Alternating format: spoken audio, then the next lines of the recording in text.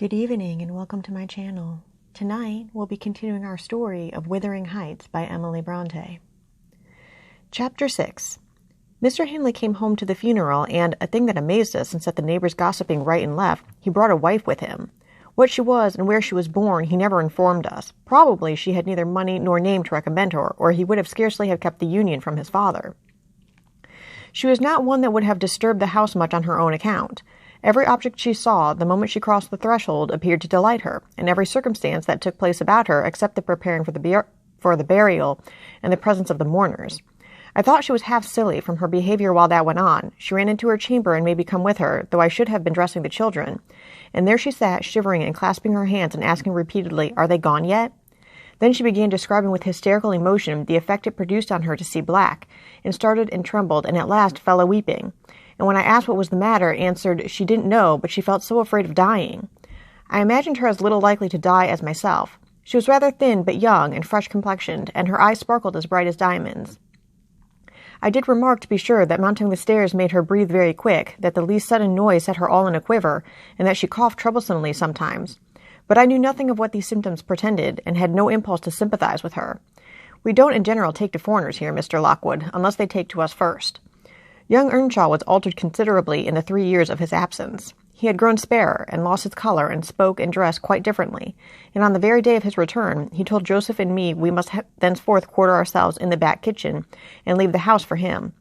Indeed, he would have carpeted and papered a small spare room for a parlour, but his wife expressed such pleasure at the white floor, and huge glowing fireplace, at the pewter dishes, and death-case, and dog-kennel, and the wide space there was to move about in where they usually sat, that he thought it unnecessary to her comfort, and so dropped the intention. She expressed pleasure, too, at finding a sister among her new acquaintance, and she prattled to Catherine, and kissed her, and ran about with her, and gave her quantities of presents at the beginning. Her affection tired very soon, however, and when she grew peevish, Hindley became tyrannical.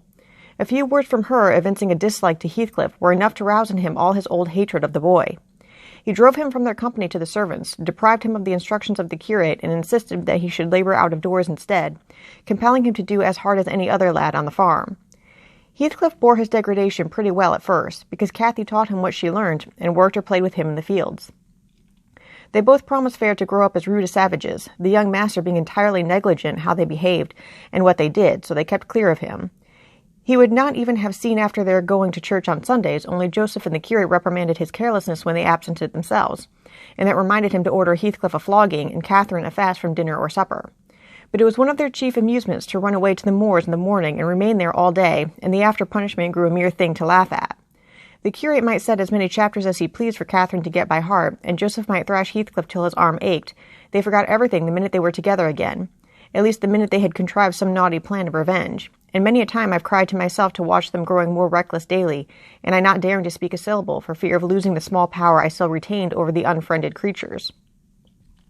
One Sunday evening it chanced that they were banished from the sitting-room for making a noise or a light offence of the kind, and when I went to call them to supper, I could discover them nowhere.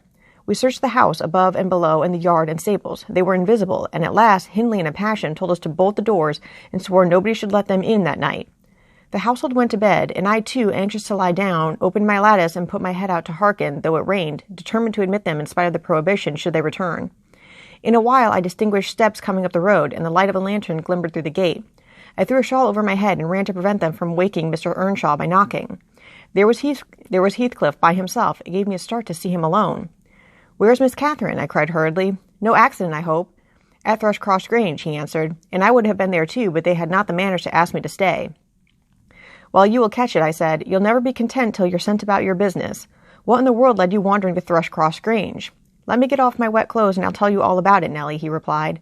I bid him beware of rousing the master, and while he undressed and I waited to put out the candle, he continued, "Cathy and I escaped from the wash-house to have a ramble at Liberty, and getting a glimpse of the Grange lights, we thought we would just go and see whether the Lintons passed their Sunday evenings standing shivering in corners, while their father and mother sat eating and drinking and singing and laughing and burning their eyes out before the fire. Do you think they do? Or reading sermons and being catechised by their manservant and set to learn a column of Scripture names if they don't answer properly?" "Probably not," I responded. "They are good children, no doubt, and don't deserve the treatment you receive for your bad conduct." Can't, Nellie," he said. "Nonsense. We ran from the top of Heights to the park without stopping. Catherine completely beaten in the race because she was barefoot. You'll have to seek for her shoes in the bog tomorrow." We crept through a broken hedge, groped our way up the path, and planted ourselves on a flower pot under the drawing-room window.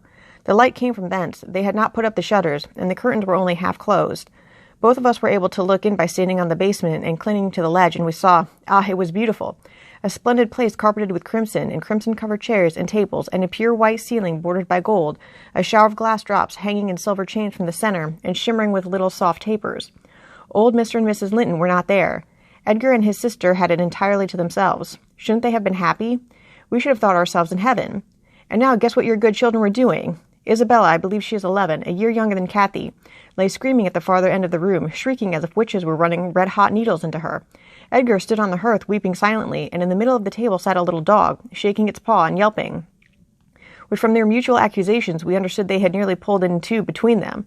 The idiots! That was their pleasure, to quarrel who should hold a heap of warm hair, and each began to cry because both, after circling to get it, refused to take it.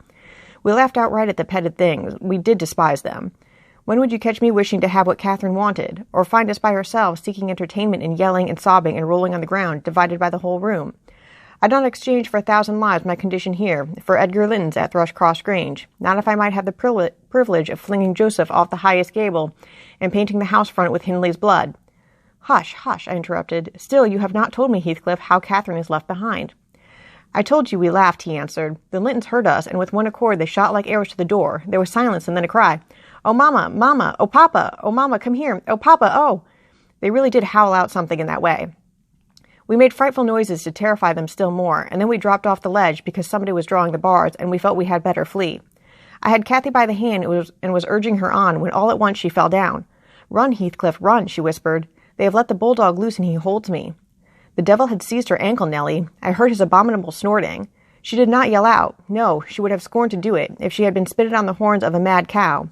I did, though. I vociferated curses enough to annihilate any fiend in Christendom, and I got a stone and thrust it between his jaws, and tried with all my might to cram it down his throat.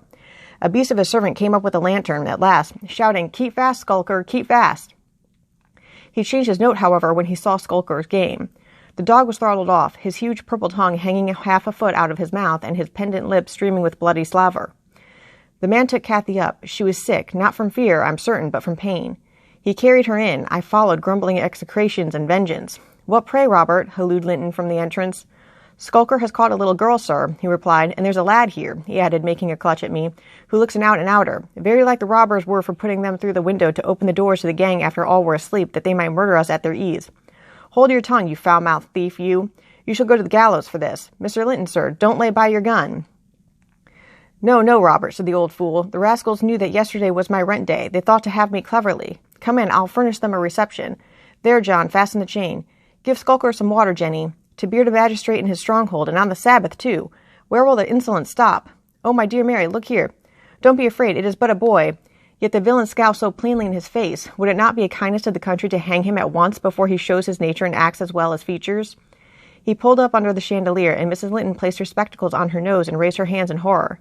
The cowardly children crept near also, Isabella lisping, Frightful thing. Put him in the cellar, Papa. He's exactly like the son of the fortune-teller that stole my tame pheasant, isn't he, Edgar? While they examined me, Kathy came round. She heard the last speech and laughed. Edgar Linton, after an inquisitive stare, collected sufficient wit to recognize her. They see us at church, you know, though we seldom meet them elsewhere. That's Miss Earnshaw, he whispered to his mother. And look how Skulker has bitten her, how her foot bleeds.